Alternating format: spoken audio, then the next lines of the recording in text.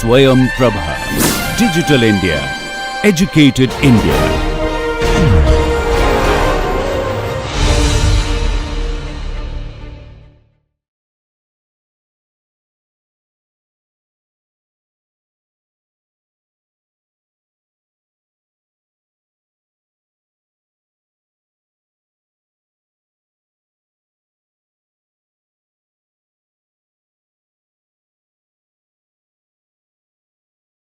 All right, good morning, good afternoon. Welcome back to our series of lectures on analysis and design of rigid pavements. Today is a big day. Today we are going to be starting with Module 4. So let's recap where we are in this class. So before we start Module 4, obviously we completed Modules 1, 2 and 3. Module 1 was short. We basically had an introduction. Now, in the introduction, we looked at two things. Firstly, we looked at the different types of rigid pavements. So I had pointed out that there are basically four types of rigid pavements: jointed plain concrete pavements, JPCP; jointed reinforced concrete pavements, JRCP; pre-stressed concrete pavements, PCP; and continuously reinforced concrete pavements, CRCP. JPCP is by far the most commonly used type of rigid pavement, and so most of our lectures are focused on JPCP. That said, the analysis of JPCP and the analysis of CRCP to a very large extent are quite similar, and so CRCP is not as used as commonly as JPCP, but you'll still find many applications of it. So although we haven't talked about CRCP, we've actually learned a lot of concepts which are equally applicable to CRCP. Now, JRCP is very rarely used today. PCP is used to very specialized applications. So because of that, we have not focused on these two. Another thing we learned in Module 1 was different type of distresses. So we learned that for rigid pavements, in order to know whether the pavement is performing well, we are interested in its functional performance, for which we have to examine different distresses. We looked at cracking, so transverse and longitudinal cracking. We looked at faulting. We looked at pumping, and we looked at decracking, corner cracking, etc. There were several different types of distresses that we talked about. In particular, we also looked at IRI, which is not actually a distress, it's a composite value, but nonetheless a very useful value, which we do use in India quite a bit as well. So that was Module 1. Modules 2 and 3 were on the analysis of rigid pavements. I had pointed out then that before we actually start doing the design of rigid pavements, we need to know how to do the analysis of rigid pavements, and I'll reinforce that concept in today's lecture. So Module 2 was on the analysis of rigid pavements using so-called classical methods. So classical method is basically an old method. These methods, starting from Westergaard's theory, they are over 100 years old, or approximately 100 years old today. So these methods are called classical because they're old, but what that actually means is that you do not need any sophisticated computer implementation. We get nice closed form formulas. Now, when I say nice, I mean it's something you can write down on paper. I'm not saying it's easy or it doesn't have a lot of terms in it, but it's something that you can write down. It's something that if you had to evaluate, you could do it by hand. Maybe you'd have a digital calculator. Maybe at most you would set up a spreadsheet on some program to do the calculations. But no sophisticated computer programming is necessary for those models. So we started by looking at Westergaard's theory, which was the first and most celebrated such model. And then we looked at several modifications and updates to Westergaard theory, which happened over the years. We looked at Freiberg theory for the analysis of dowels. We looked at individual dowels and the bearing stresses that are applied due to individual dowels. And then we also looked at a family of dowels, or a series of dowels, which are applied along a transverse joint, and saw how to do the analysis for those. That was Module 2. Now, at the end of Module 2, we also pointed out that there are several limitations to these classical methods. Although they're very nice in the sense we have a clean and nice formula that we can calculate, we can create a spreadsheet for, they make many assumptions in deriving those formulas, many of which are not actually valid. One assumption is that the slabs are fairly large in their width and length. So in other words, that the joints are fairly far away from the loads. That's a major assumption. And that's not a very good assumption because, as we saw, for realistic slab sizes, we have a fair amount of deviation from those solutions. Another assumption that these classical methods make is that we have tension springs. So when the slab is pushing against the ground is providing a reaction. That's normal. That's what we expect. But when the slab is pushing away from the ground, that is when the slab is tending to move upwards and away from the ground, then the ground is pulling it back down. That's a non-physical behavior, which nonetheless is something that you will get if you use these classical methods. Another limitation of these classical methods was in the footprint of the load. So Westergaard's theory started with a circular footprint. Over time, the best classical theory that could be developed was when you have a square footprint. So circle and square. Whereas I showed you a diagram in a previous lecture showing the actual footprint of a tire, and we saw that it is fairly more complicated than what we're seeing. It's quite uneven, it depends on the tire treads, and the pressure distribution is not even either. So you have a heterogeneous pressure distribution on the tire footprint as well. These things cannot be handled by classical methods, which is why we moved in module 3 to the analysis of rigid pavements using the finite element method or numerical methods. Now, it's not to say that the FEM or the finite element method is not an old method. It's actually a fairly old method, but its application became more widely used only from the 1990s or so onwards, when computers started getting more powerful, they started getting cheaper and more commercially available. So what we saw, one of the main assumptions, the first assumption actually in the finite element method, is that we give up on the idea of solving our equations. In particular, we're solving the Sophie-Germain equation with a correction or a reaction term for a Winkler foundation. So, and that equation, let me just write it down briefly to jog your memory. So, d del power 4w plus kw is equal to q minus q, where k is the coefficient of subgrid reaction, d is what we called EH cube, this is the plate stiffness, EH cube into 12 over 1 minus mu square. Again, this formula and formula for L, which is the radius of relative stiffness, I keep emphasizing, you should memorize these formulas. You should know these two formulas should be known extremely well by any student of pavement engineering.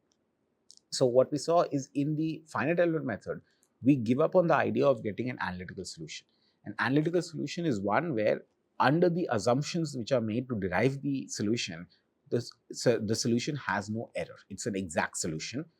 In a numerical solution such as the finite element method, we saw that we are going to admit error. So first of all, we say that we give up on the idea of getting an exact error. We are going to have an approximate error. Secondly, in the finite element method, we do not solve at every point. We solve for our unknown values, what we call degrees of freedom. We solve for those unknown values only at a discrete set of points, which we call nodes. And the solution anywhere in between the nodes, we assume can be defined by some sort of a simple polygon, some sort of simple polynomial function, which we call a shape function. Based on these assumptions, we turn our partial differential equation, this one. This partial differential equation we saw can be converted into a series of algebraic equations, Ku is equal to F, where K was called the stiffness matrix, F is called the force of the source vector, and U is the vector of our unknowns or our degrees of freedom that we want to solve. Now, when I say series of algebraic equations, I don't mean 2 or 3 algebraic equations. A realistic finite element problem will actually have thousands, maybe tens of thousands or hundreds of thousands such equations. Solving it by hand, therefore, is out of the question. Fortunately, as we saw in that particular lecture, that these finite element methods, although they are mathematically fairly complicated, it was much more complicated for us to even derive the finite element method, forget about solving it. In practice, however, they are almost always solved using a computer. So there are computer programs which some very smart people came up with, and they showed us how to solve it. So we can just set up the problem, get the solution, and of course we have to judge how good the solution is, how accurate the solution is, etc. But we need not actually solve all those equations or set up all those equations by hand. So at the end of module 3 in the previous lecture, I had introduced you to one such program which was called iSlab. It's actually a very important program because it is used in the AASHTO pavement design. That's something we'll talk about in several lectures from now. But iSlab is a program which implements all the finite element stuff we learned about JPCP pavements, including the parts we learned about for dowels, which I'm not going to repeat at this point. So we saw how the finite element program there can be used to get some fairly good solutions, but we have to be careful in terms of checking whether we have a converged solution, whether our inputs are correct, whether we've set up the problem correctly, etc. Okay, so that was what we learned in module 1, 2, and 3. I know it's been a little bit exhausting. It's been feeling like a mathematics class. We haven't actually designed anything as of yet, which is why in today's lecture, we are actually going to be starting in module 4, which is on the ME design, and ME stands for, let me write it, ME stands for mechanistic empirical. So this is ME, or mechanistic empirical design of rigid pavements. So this is our final module, which will be about half the course. And here we'll talk about various methods for mechanistic empirical design of rigid pavements. In particular, after some preliminaries, we will look at two very popular methods. One is the mechanistic empirical design in the US, which is used to be called the Mechanistic Empirical Pavement Design Guide. Today is called AASHTO Pavement ME. We will have several lectures devoted to that. And then the last part of the course, we'll talk about approximately 10 lectures. The last part of the course will talk about IRC 58, which is the Indian Road Congress Design Standard number 58, which is the Indian practice for designing JPCP pavements. And in India, since we are one of the world's most prolific constructors of road, it is valid to say that IRC 58 is indeed one of the most popular road design methods in the world, because a good part of the roads in the world are designed based on that. But before we do all that, I wanted to give you an introduction to what exactly is mechanistic empirical design. What does it mean, and how is it different from what we've been doing so far, not just in the previous modules of this course, but also what you've learned in your original structural design or civil engineering courses. So in today's lecture, first of all, I'm going to define design as an iterative analysis. Now, you may have learned this process that when we design something, we're essentially going to be running a series of analysis iteratively until we get a satisfactory design, whatever that means. You may have learned this in your reinforced concrete courses, for example. I'll re-emphasize it in today's class. We will differentiate between empirical and mechanistic design approaches. I'll formally define what these two are, and then we will outline the steps involved in ME design. Before that, let's ask ourselves two quick but interesting questions. What does it mean to design something? If I tell you, for example, if you had the expertise, design a table, what does that mean? So, for example, I'm sitting on a table right now. My computer and my hands are on a table. Well, firstly, I'm able to put my hands on the table. I'm able to put a computer on the table. I'm able to sit down and I'm able to talk to you clearly. The table is not crashing down. The table is not sagging underneath me. Has this table been designed properly? Apparently, yes. I am able to use the table for the purpose that I intended to use the table for. Now, let's say I changed my mind and I decided that I want to lie down on the table. Well, it turns out I am taller than the pavement is long, than the table is long. And so it's not particularly comfortable for me to lie down on the table. And so in that case, if I wanted to use the table as a bed for whatever reason, in that case, I would say the table has been very badly designed. So what we understand is when we design something, we are not just making sure stresses are less than strains or these empirical terms, these mathematical terms. Ultimately, what we're trying to see is whatever we are designing meeting the requirements for which it is being designed for. So in my example, the table was designed so that someone can sit on it, someone can put their computer, someone can rest their arms on it. That's why the table was designed, and at least on those standards, and at least for me as a user, the table was designed successfully. Now, if I instead say that I would like a table that I can sleep on, well, that's not what this table was designed for, and that's why it's not passing. So when we design something, we have to know what we are designing for. In that respect, what do we design pavements for? What does it mean when we design pavements? We had a discussion on this in module 1 right in the beginning when we talked about aspects of pavement design. I want to just jog your memory on that same discussion because it's going to be very important as we go through and understand what is mechanistic empirical design. So here I have an image of some ancient roads in Rome. Now, obviously the image was not taken in ancient Rome. The image was actually taken in the ruins of ancient Rome, and I've actually been to this particular location. So this is an actual image. This is not computer generated. If you ever have a chance to go there, you will actually see the roads, these heavy brick block roads. They are still there. You can still walk on it. Of course, they prevent any motor vehicles walking on it because it's a heritage site after all. But tourists can definitely walk on it. The road is not going to collapse under your feet. Even when it's raining or snowing or whatever, the road is still decent enough to provide the function that it requires, that is to allow you to get from one place to another. So if you look at these roads a little carefully, you'll see these very heavy foundation stones which are placed on the subgrade. So you have the subgrade, which is the existing soil, and on top of that, they place these large, heavy stones on it. Why did these work? So first of all, what does it mean to say that the road worked? It means or any user was able to get from one point to another point along the road. On the way, the road did not break, the road did not snag, the road did not do something that prevents me from using the road. That's what we mean to say that the road worked or the road has successfully met its usage requirements. Why did these Roman roads meet their usage requirements?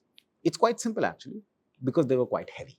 These were very, very heavy stones. It's not something that one person, they would have an elaborate mechanism actually for people to move these around. But these were basically very heavy. They're not moving, they're not sagging, they're not cracking, etc., because they're really, really heavy. So the principle of the Roman road design was basically just make the road material extremely heavy. That was all they knew back then in terms of road design principles. All our previous discussions, so module 1, module 2, module 3, all our discussion was based around analysis. What did we do in analysis? Well, I basically told you, here is a pavement, here are some properties, or I might tell you it's concrete, and based on that, you can assume some reasonable properties. I might tell you its thickness. I'll tell you so and so load is applied, this is the geometry of the load, this is the magnitude of the load, etc. I give you some information. So given some information, calculate the stresses. So given calculate stresses of some sort, in this case, we were interested in the maximum tensile stress, but there are other stresses we can calculate, for example, using the finite element method. So calculate some stresses given some pavement structure, given some materials, given some loads, and the load can be vehicle or climate. So I've given you a lot of inputs and I'm telling you to calculate the stress, which can eventually become performance. That is basically what we are doing when we do analysis. Now, if we think of design, so in analysis, we have traffic, we have the load, we have the material, we have the pavement, we have the pavement structure, we have the subgrade, we have everything. We are just trying to calculate the stress. In design, we have nothing. When we are designing a road, by definition, we don't have a road. We don't know, at least a priori, because we don't have a road, we don't know what kind of traffic is going on the road. We don't have a road, we don't have traffic. Because we don't have the road, we also don't know what kind of climatic effects it's going to be subjected to. We don't know anything about, well, we might know something about the subgrade, but if we don't actually have the road on the ground, we won't know exactly what the properties of the subgrade are. So basically, when it comes to design does not tell us what the inputs are. We have to figure out what the inputs are. We have to calculate stress. But one thing that design tells us is that final output, the result, which is stress in the case of JPCP, that has to be within some sort of acceptable limit. And I put acceptable in quotes here because this can be somewhat of a subjective criteria. We'll talk more about this in subsequent lectures, but what it means to be an acceptable limit is a subjective criteria. It depends on what is the application in question. So for example, in designing a table, the example I picked up on the previous slide, in designing a table, you could say that a computer is of so-and-so weight, someone's arm is of so-and-so weight, and so the table must be able to withstand that particular weight. That's what we would call an acceptable limit, that if you put a certain weight, the table should not break. That's an acceptable limit. There could be other acceptable limits. For example, there could be a limit for designing of shoes. How many times or how many steps can someone take on the shoes before the sole of the shoe starts wearing out? That's an example of an acceptable limit. So the limit in design depends on the application in question. Depending on what you're designing, your so-called acceptable limit will also change.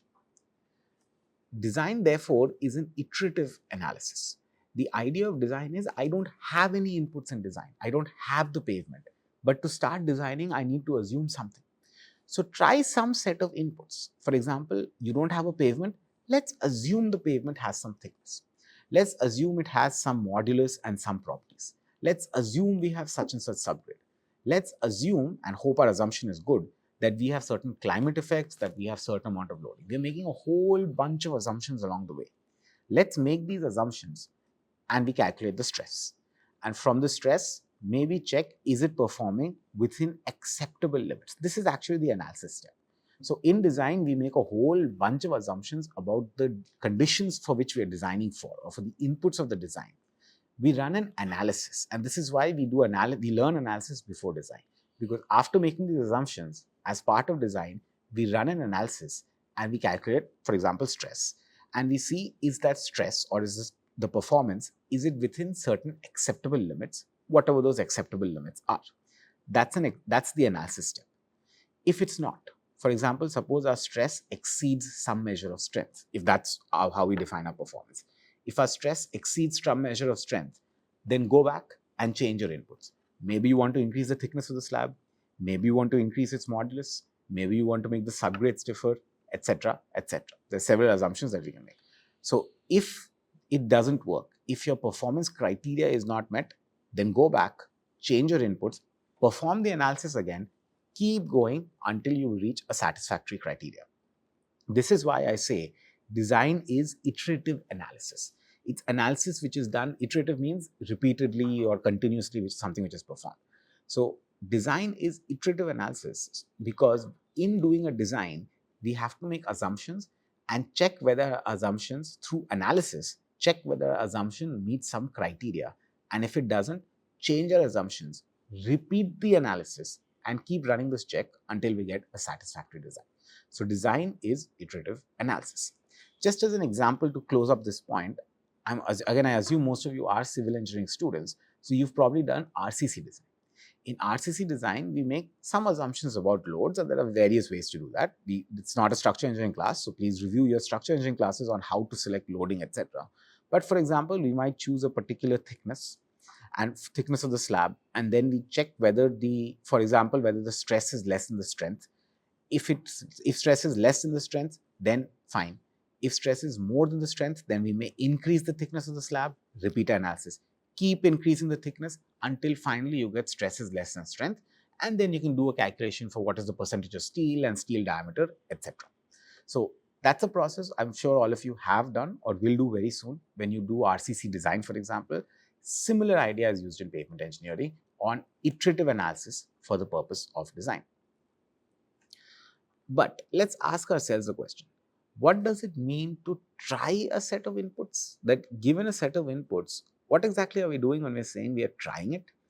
And how do we know what is the performance, and is the performance within some acceptable limit?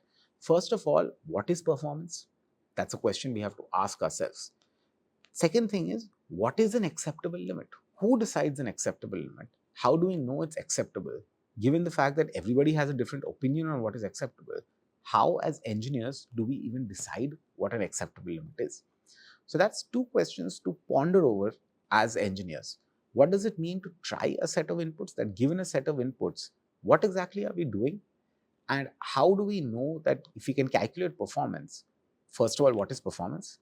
And secondly, what is an acceptable limit, and how do we define or determine what is an acceptable limit for a particular application? The answers to these questions, they're quite deep. I'm not going to be able to explain, but it's an interesting discussion. I'm not going to go through all of it in today's lecture. But the answer to the question basically leads us to something called a pavement design philosophy.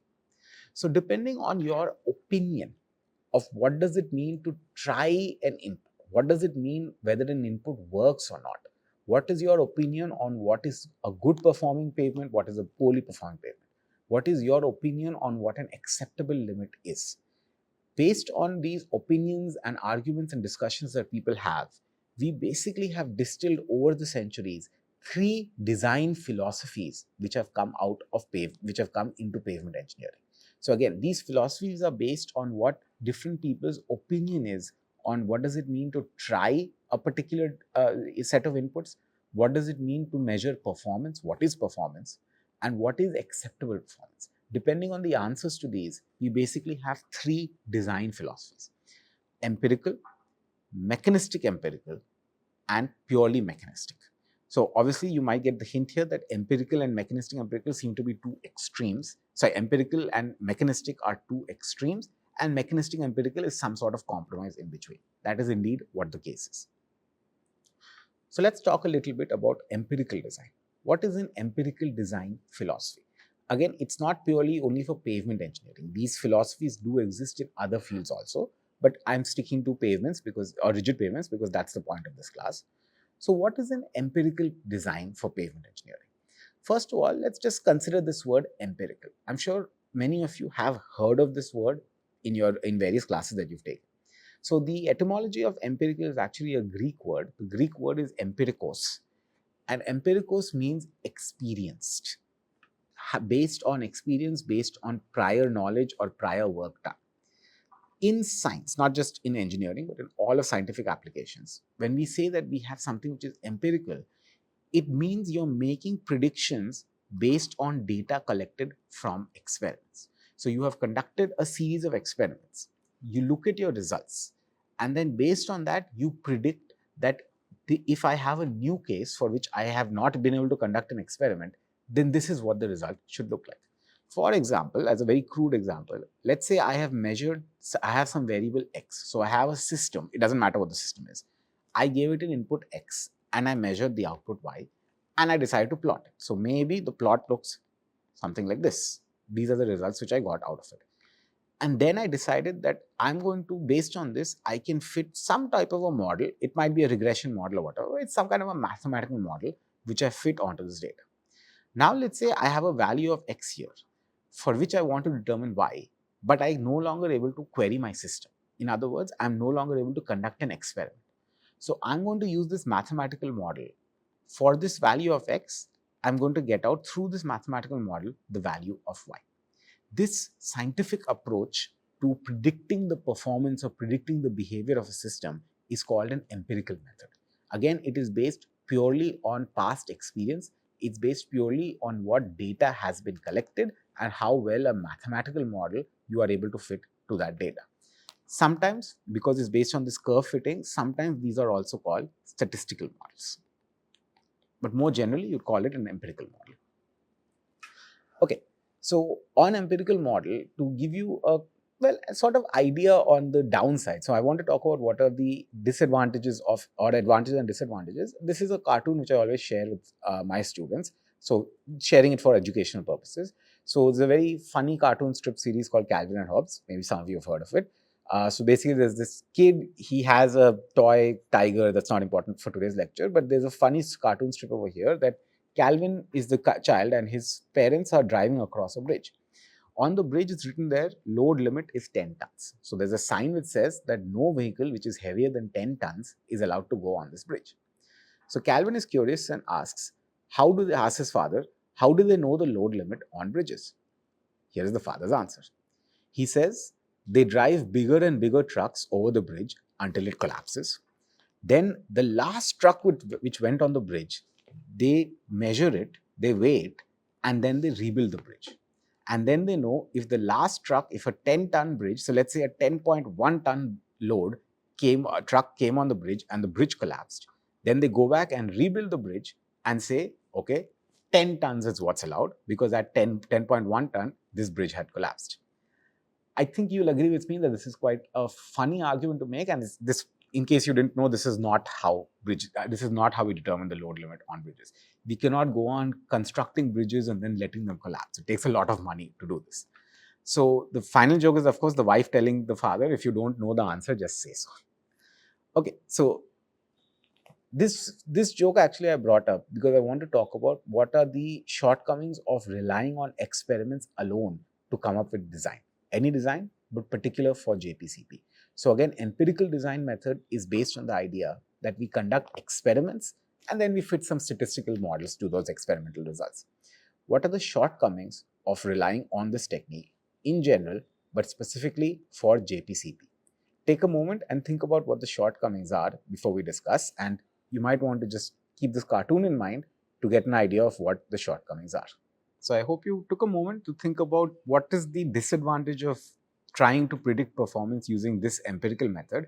I think one obvious one which should have come to your mind is, this is very expensive to do. If you have to keep building 10 bridges to figure out what is the load limit on a bridge, well, 10 bridges are not cheap to make. You might also agree with me that this seems like a pretty dangerous way to do it also. It's not a good thing for bridges to collapse. There are dangers to human life involved in that process. So it can be dangerous, not always, but in many applications, it could be dangerous. You will also agree with me, this is slow. You don't build a bridge in 5 minutes. Similarly, you don't construct a road in 5 minutes. If you have to construct a bridge or a road every time to check its performance, it's going to be very, very slow. It will take you years in order to get a good model to figure out what performance is or how the system is going to behave. So expensive, dangerous, slow, and there are probably other reasons that all of you also came up with. These are the various reasons for which empirical design, while it's good in the sense that we don't have to make any assumptions along the way, we are simply conducting the experiment and looking at the results of the experiment. It's a very honest way, so to say, without too many assumptions, of conducting research or trying to understand the behavior of system. But there are these practical limits which mean that empirical designs don't go very far. So the alternative, the other extreme, is mechanistic design. I should say this word, mechanistic, if you haven't heard of it, it's just mechanics, right? So it's based on mechanics, mechanistic. So it refers to the use of physics, by which we basically mean mechanics or solid mechanics in this case. It refers to the use of physics for design. So remember, in our previous case, this drawing I had over here, we have queried a system.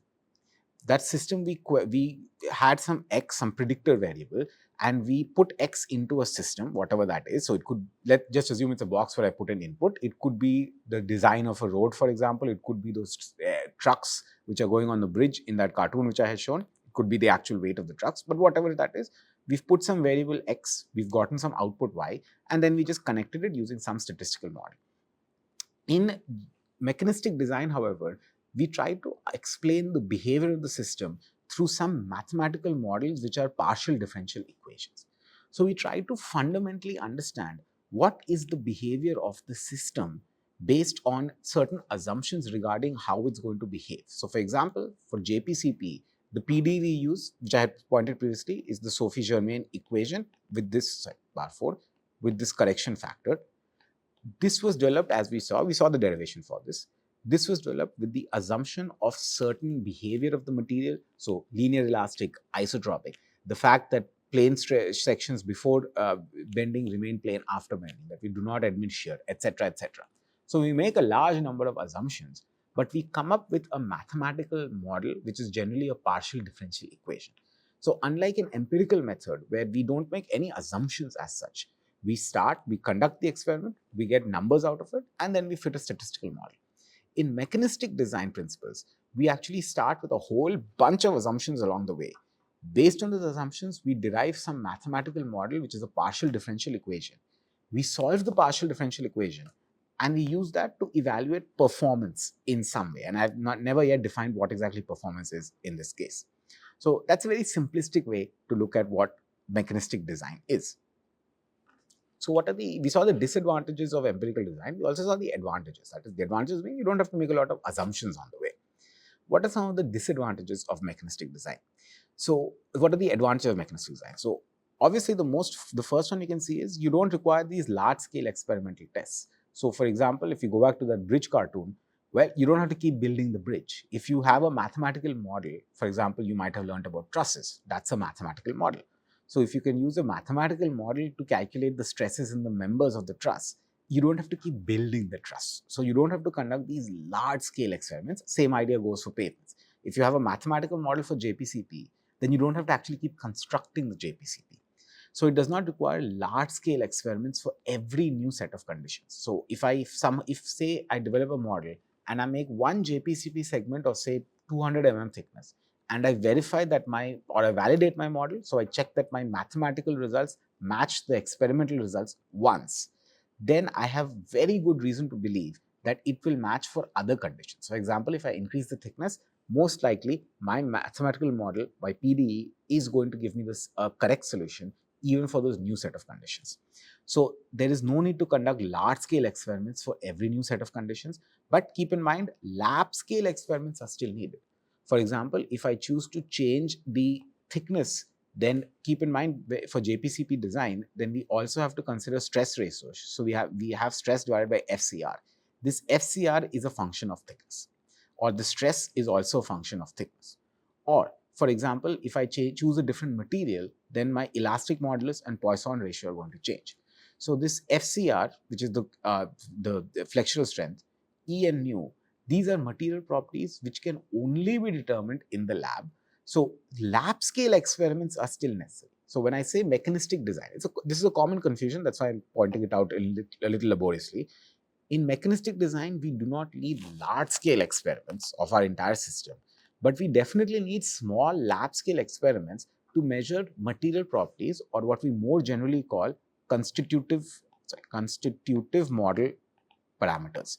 So to derive constitutive model parameters, we still require conducting experiments, but generally those experiments are straightforward. We talk, for example, if we want to measure the flexural strength FCR, we know that the 3-point bending, 4-point bending. To measure the elastic modulus and Poisson ratio, we typically use a tension test on a cylinder, etc. So these are small tests for which generally labs have equipment, so they're not particularly difficult to conduct. They're not the same difficulty as conducting large-scale tests, but mechanistic design doesn't mean that we don't need any amount of testing at all. Secondly, mechanistic design is universal in the sense that the physics is the same all over the world. So as long as you're on this planet, you still have the same physics.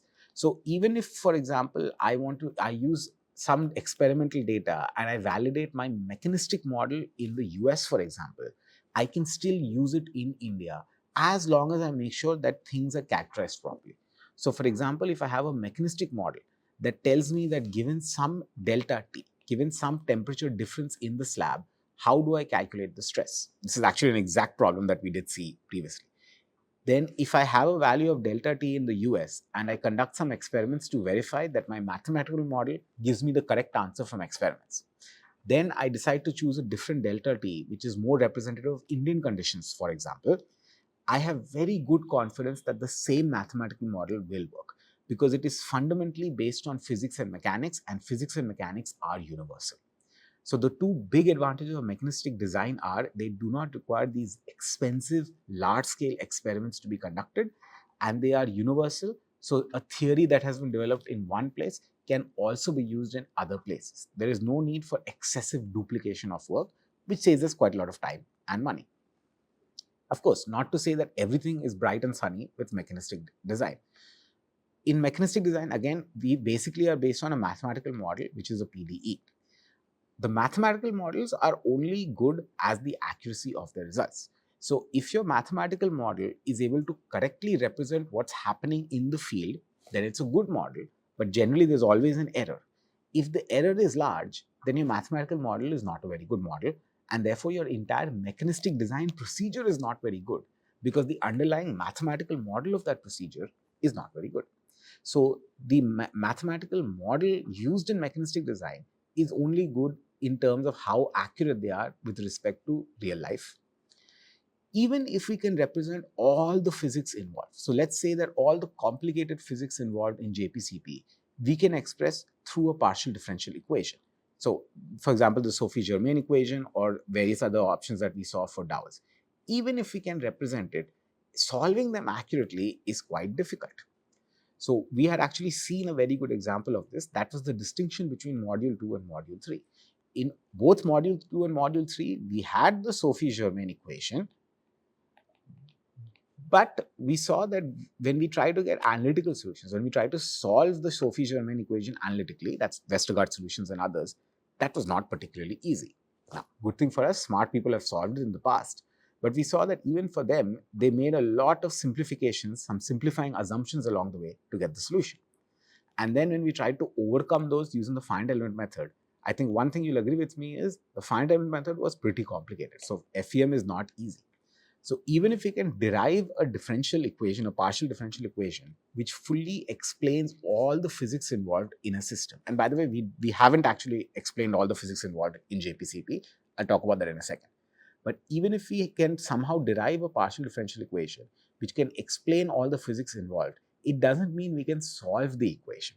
So whether we're using analytical methods, which generally are extremely hard, or if we're using finite element methods, which are also hard and approximate, actually getting the solution is not that straightforward. Compare that to empirical methods where at the end of the day, let me go back here, at the end of the day, we fit some kind of a statistical model and we evaluate that statistical model. Fairly straightforward, very well known how to do it. Not so for finite element models or any other, finite element model or for analytical solution. And the last point is that non-linear mechanics actually requires specialized training. Why did I bring up this point? Let's go back and think about a JPCB pavement. I mentioned a little while ago that in JPCB pavements, we basically care about cracking if we're talking about an individual slab. all the mechanics you learn. So again, I'm assuming all of you are civil engineering students. So you've taken some basic solid mechanics class. All the mechanics you learned from almost all of you, I'm fairly sure, is what we call linear elastic mechanics. A crack which forms through concrete, whether it's a slab or a beam, etc., a crack is inherently non-linear. What does it mean to be linear? It basically means if I plot stress versus strain, stress is proportional to strain. That's basically what I mean by linear. A crack does not obey this law. Cracks can obey other laws, cohesive zone models, damage models, etc. It's not important to know that. But there are several other laws that cracks do follow. Those are all non-linear in nature. So the Sophie-Germain equation, remember one of the basic assumptions of the Sophie-Germain equation was that we have a linear elastic isotropic material. This equation cannot even model cracks because cracks don't follow those assumptions. So straight away, despite the fact that we've been talking about the same equation for quite a long time during this lecture, it doesn't even model a crack, and a crack is the basic thing that we care about for JPCB pavements. So if you want to accurately model through a partial differential equation, that is, if we want to use mechanics to model crack initiation and crack propagation, that type of mechanics is first of all non-linear. Chances are most of you have not learned it. It requires some fair amount of specialized training. It's not something that is taught generally, and it's not something that's easy to implement either. It's quite difficult actually to solve those type of problems. So even deriving the full set of partial differential equations in a mechanistic sense is quite difficult, and somehow if you could derive them, solving them is quite difficult as well. So those are the disadvantages of mechanistic design. Okay, so now we've talked about mechanistic design as sort of a vague abstract concept. Let's go back down to the level of JPCB, what we're interested in designing. So for that, let's think for a moment about structural engineering, which again, I'm assuming most of you are civil engineers, so we have taken some class in structural engineering. In structural engineering, we do, for example, we design RCC buildings, so that's reinforced cement concrete buildings, or we design steel buildings. In both cases, what do we do when we do a design? And in the next lecture, we'll see some more details on this. But to give you a broad overview, let's say we are designing a beam. On the beam, we are applying some load. Now, what that load is a different question. That's also something that the design has to tell you. But let's say we have some load and we want to design the beam. Design the beam could mean we want to know what the thickness is, what the amount of steel is, what the cross section is, etc. So the general procedure we follow for the beam is we apply the load, and using mechanics, so using some techniques which all of you might have learned, Castigliano's theorem, etc. So using all those techniques, we calculate some stress. We also have a measure of strength. For example, for a beam, our measure of strength might be FCR, which is the flexural modulus, or which is the flexural strength. So in RCC design or for steel design, for example, we check whether the stress is less than the strength, whatever that stress is and whatever that strength is. We may also sometimes check whether the deflection is within some acceptable limits. So generally, the techniques we use in those applications for RCC design or for steel design, the techniques we use are what used to be called limit state design, but today is more generally called load and resistance factor design, LRFD design. We'll see more details on it in the next lecture. Or there's another technique called the working stress technique. I hope many of you have learned these in various classes that you've taken. And so there are sophisticated methods to calculate stress. As I just mentioned, there's Castigliano's theorem, there's moment area method, etc. There's many sophisticated ways to calculate stresses as well as deflections. So that is what we know. As civil engineers so far, who I'm assuming you've taken some class in structural engineering, we know how to do this. We know these techniques. But what do we design JPCB for? So if structural analysis in buildings or beams, etc., they are basically designed, as I wrote over here, for stress to be less than strength and deflection to also be less than some amount of acceptable deflection. That's what we call a serviceability criteria. What are we interested in when we talk about JPCB in that case? Are we interested in stress? Are we interested in deflection? For that, let's recall module 1. In module 1, if you recall, I had given you a picture of a road which had a lot of potholes in it. And I had also given you a picture of a building that collapsed. I said the building has failed because people can't live in it anymore. It's become uninhabitable. The road, however, it had a lot of potholes. It was not, by any means, it was not a good road, but it had not failed as such. Why? Because people were still walking on it, people were still driving on it. Uncomfortably walking, uncomfortably driving, it was somewhat dangerous, but people could do it.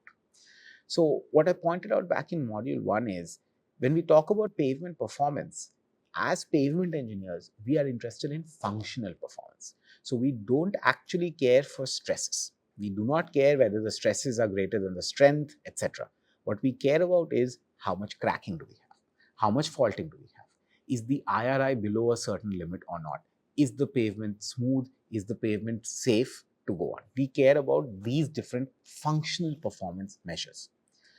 In calculating these functional performance, so by functional performance, I can mean cracking, faulting, etc. Now, in calculating the functional performance, maybe we have to calculate stresses. So I'm not saying that we don't care about stresses. I'm saying that unlike LRFT or working stress, where basically our design ends with calculating stresses or deflections, in pavement engineering, we may calculate stress and deflection as part of a design method, but our design doesn't end with them.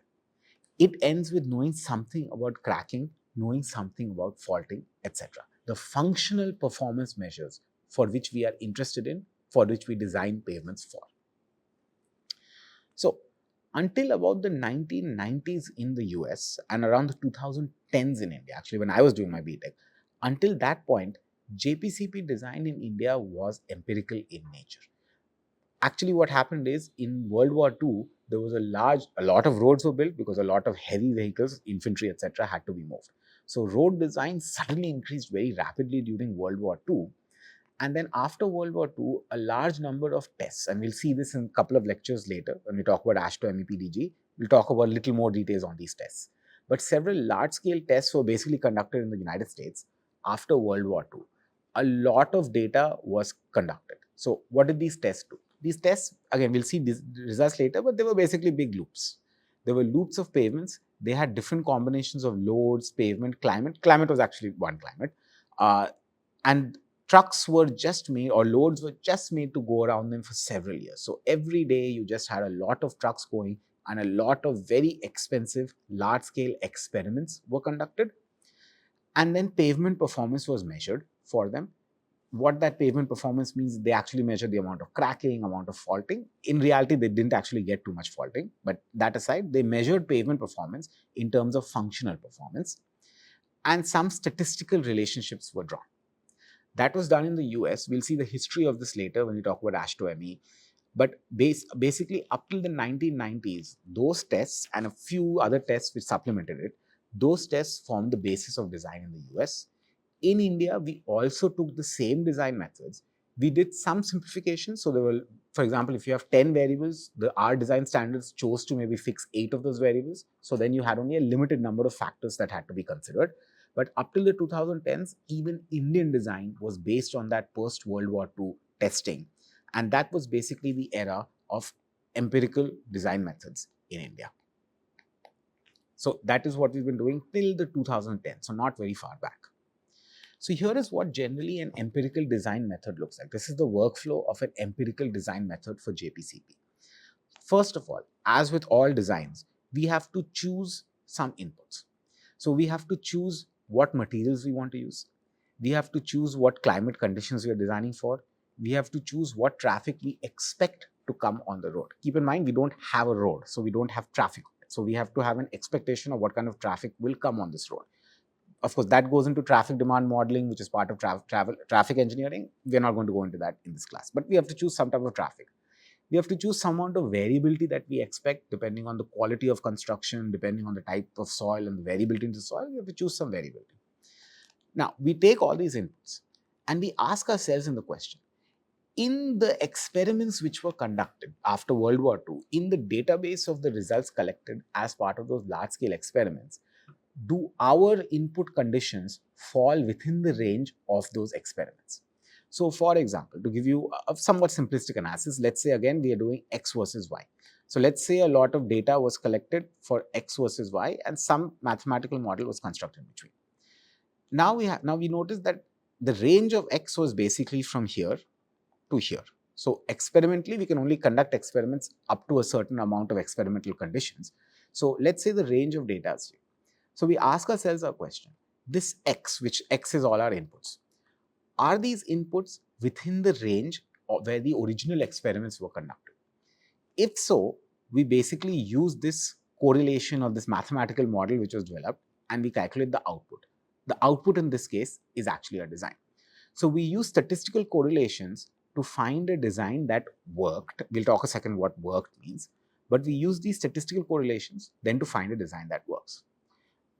However, in these empirical methods, because we can only conduct so many experiments, it's very much possible that we end up with a set of inputs for our design for which experiments were never conducted. To put it in a simple way, our X might be here. It might be outside the range of the experiments. Technically, this mathematical model which has been developed is only valid for the range of the experiments. Outside the range of the experiments, there's no guarantee that the model is correct. If we are going to use the experimental data outside of the range for which it was collected, then that method is called extrapolation. It's a risky thing to do. There are chances that you will get errors. Nonetheless, it's quite a common thing also to do. So generally, it is not at all unusual to extrapolate from experimental conditions and hope that the design works. See the difference in terminology I'm using. If you are within the experimental conditions, you find a design that works based on statistical correlations because we have a fair amount of confidence in that data. If you are outside the experimental conditions and you're extrapolating, then you hope that your extrapolation works and you get a design that works. Either way, you end up with a final design. You'll notice here there's no iterative condition over here. We choose some inputs, and then whether we use the correlations or we extrapolate from the correlations, we get the final design. There's no iteration in this process. Now, what do we mean that what is the design that works? It basically goes to functional performance.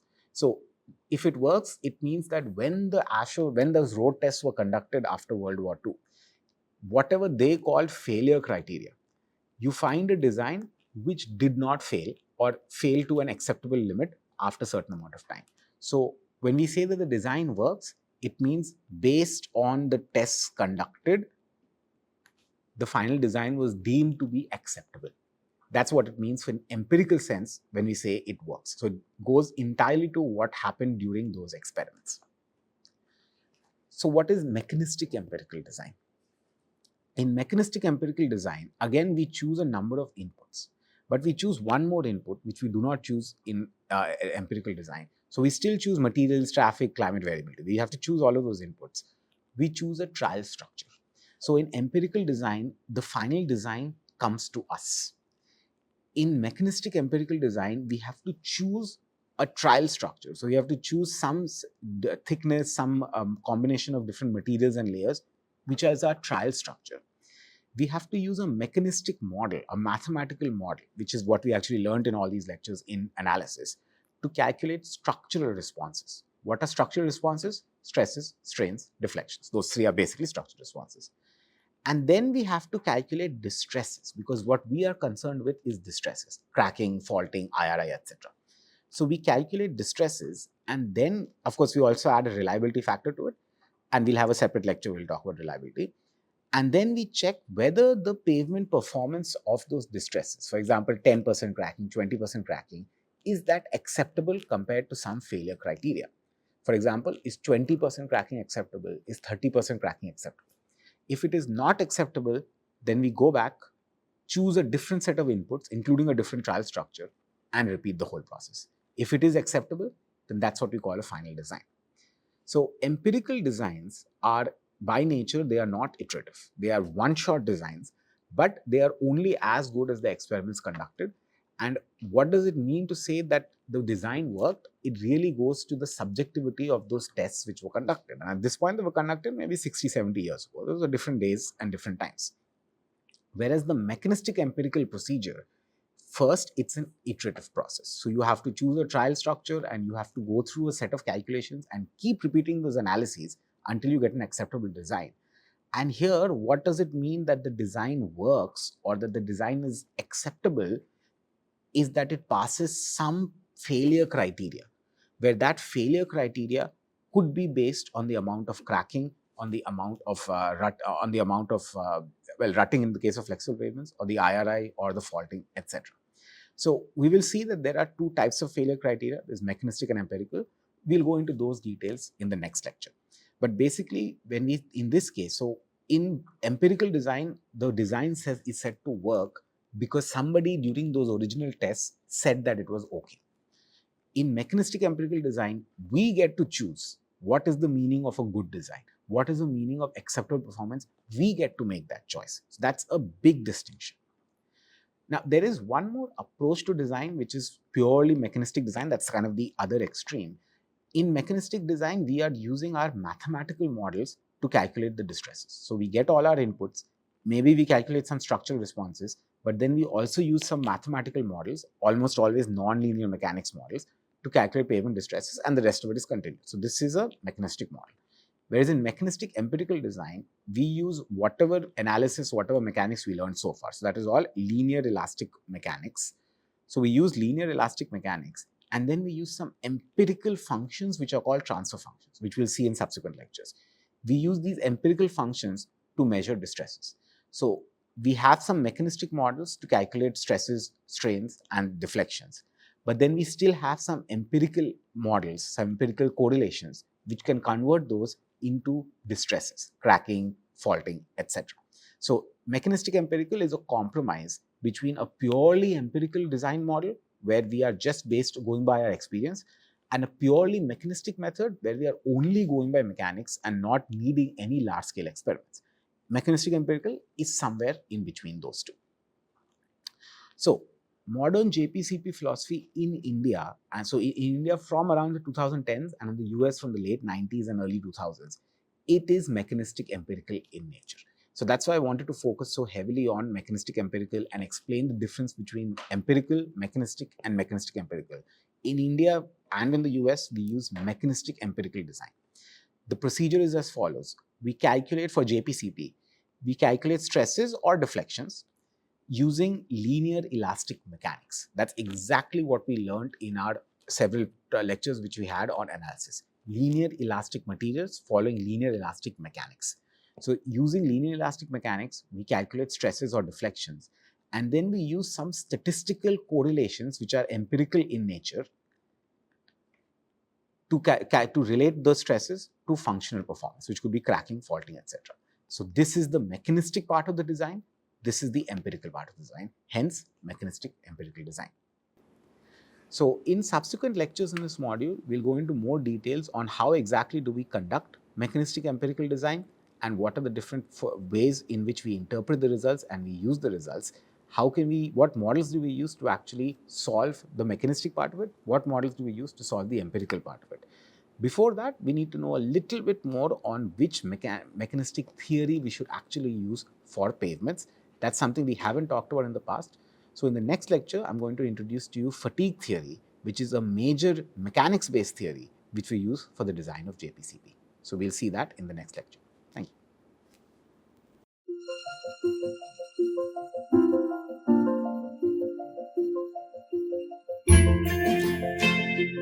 you.